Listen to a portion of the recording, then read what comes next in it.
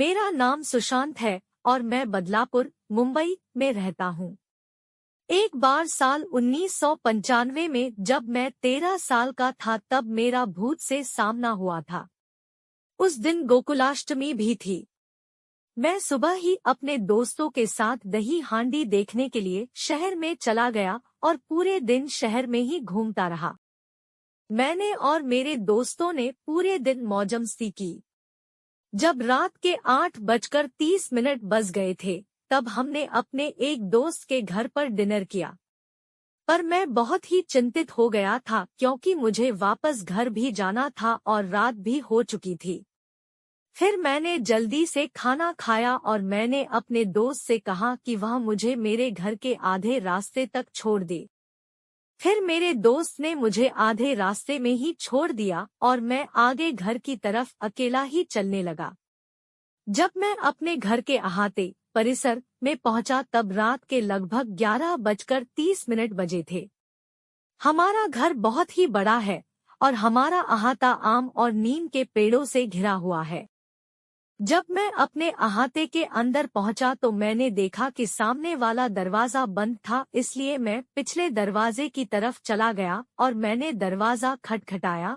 फिर मैंने पीछे मुड़कर अहाते की ओर अपनी टॉर्च जलाई तो मैंने देखा कि एक महिला सफेद कपड़े पहने हुए एक आम के पेड़ के नीचे बैठी हुई थी और उसके बाल भी खुले हुए थे। मैं उसे देखकर बहुत ही दंग रह गया था कि वह आधी रात को पेड़ के नीचे अपने कपड़े धो रही थी और उसके पास पानी भी नहीं था। वह बिना पानी के कपड़े धो रही थी। मैं इतना डर गया था कि मैंने दोबारा से अपने घर का दरवाजा 3 बार खटखटाया और लाइट जलाई। फिर से मैंने देखा तो वह वहीं पर कपड़े धो रही थी और वह भी बिना पानी के, और वो भी इस समय रात के ठीक 11:30 बजे। मैं उसका चेहरा सही से देख नहीं पा रहा था क्योंकि उसने अपना चेहरा अपने बालों के पीछे छिपा रखा था, तो मैं उसकी तरफ जाने लगा यह देखने कि वह सच में एक महिला है या फिर कोई और। वह मुझसे सिर्फ 20 मीटर की दूरी पर थी। फिर जब मैं उसकी तरफ थोड़ा आगे बढ़ा तो उसने कपड़े धोना बंद कर दिया और वह धीरे धीरे अपने हाथों से अपने बाल पीछे करने लगी। उसके हाथ भी बहुत काले थे और उसने हाथों में चूड़ियां भी पहनी हुई थी। उसके बाद वह मेरी तरफ देखने लगी। आपको विश्वास नहीं होगा पर वह मेरी तरफ देखकर चिल्लाई नहीं बल्कि वह मुझे देखकर मुस्कुराने लगी। उसका चेहरा काला था और उसकी आंखें और उसके दांत सफेद थे। मुझे आज भी उसकी मुस्कान याद है। मैं बस उसकी तरफ ही देख रहा था और फिर मैं भी उसे देखकर मुस्कुराने लगा। थोड़ी देर बाद उसने अपने बालों को अपने मुंह के आगे गिरा दिया और वह अपने कपड़े धोने लगी। अब मुझे एहसास हुआ कि वह कोई इंसान नहीं थी। फिर मैं धीरे धीरे पीछे की ओर जाने लगा। मैंने उसकी ओर अपनी पीठ नहीं की क्योंकि मेरी माँ हमेशा मुझसे कहती थी जब भी तुम्हें कभी भी कुछ ऐसा अजीब सा दिखे तो तुम उसकी तरफ कभी भी अपनी पीठ मत दिखाना, बस पीछे की ओर चलते रहना। मेरी माँ भी अपने बचपन से ही ऐसी कई चीजों का सामना कर चुकी थी। उसके बाद मैं पीछे की ओर चलता रहा जब तक कि मैं सामने वाले दरवाजे पर नहीं पहुंच गया। फिर मैंने कई बार दरवाजा खटखटाया और आखिरकार मेरी बहन ने दरवाजा खोला और मैं जल्दी से घर के अंदर चला गया। उसके बाद मैंने अपनी बहन को बताया कि कुछ देर पहले मेरे साथ क्या हुआ था। वह मुझे देखकर हंसने लगी। फिर मेरी बहन ने पीछे का दरवाजा खोला और लाइट चालू की और देखा तो वहां पर कोई भी नहीं था, और सच में वहां पर कोई नहीं था।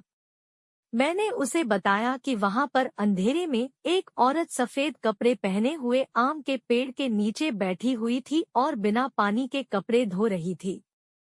मेरी बहन मुझ पर हंसने लगी और मुझे सोने के लिए कहा। उस रात को मैं पूरी रात नहीं सो पाया था। अगले दिन मैंने मेरी माँ को सब कुछ बताया जो रात को मेरे साथ घटित हुआ था। फिर मेरी माँ ने मुझे बताया कि हमारे अहाते में पिछले कई सालों से एक महिला रह रही है, लेकिन उसे हर कोई नहीं देख पाता है, सिर्फ तुम जैसे ही कुछ लोग उसे देख पाते हो।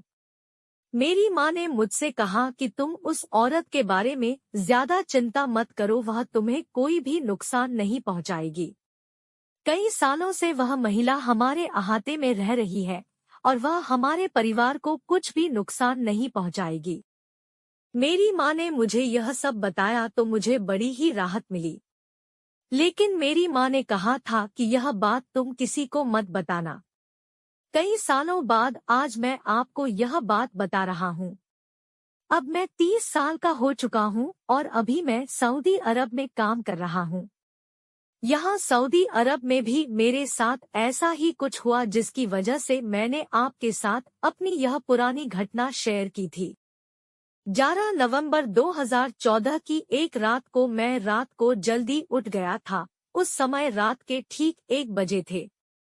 मैंने एक सिगरेट जलाई और मैं अपनी बालकनी में सिगरेट पीने के लिए चला गया।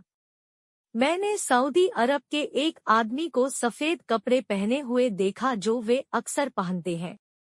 वह आदमी बास्केटबॉल कोर्ट के बीच में एक बड़ी लकड़ी पकड़कर खड़ा था और वह उस लकड़ी को बास्केट की तरफ देखते हुए नीचे जमीन पर पटक रहा था और जोर जोर से चिल्ला रहा था। मुझे लगा कि वो कोई पागल है, क्योंकि उस समय वो वहां अकेला था और पागलों जैसी हरकतें कर रहा था। लेकिन खास बात यह थी कि उसकी चिल्लाने की आवाज मुझे सुनाई नहीं दे रही थी। मैं पहली मंजिल पर उसके बिल्कुल ही करीब था, फिर भी मुझे उसकी आवाज सुनाई नहीं दे रही थी। उसके बाद मैंने अपना मोबाइल निकाला और उसका वीडियो बनाने लगा। मैंने उसकी 4 मिनट की वीडियो बनाई। फिर मैंने वह वीडियो बनाना बंद किया तो मैंने देखा कि वो वहां पर नहीं था। मुझे नहीं पता कि वह कब वहां से गायब हो गया। उसके बाद मैं अपने कमरे के अंदर चला गया और मैंने वह वीडियो चलाई तो मैं बहुत ही हैरान हो गया।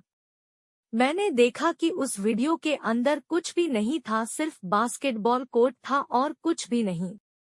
फिर मुझे एहसास हुआ कि कई वर्षों बाद यह दूसरी बार है जब मैं ऐसी अजीब सी स्थिति का सामना कर रहा हूँ।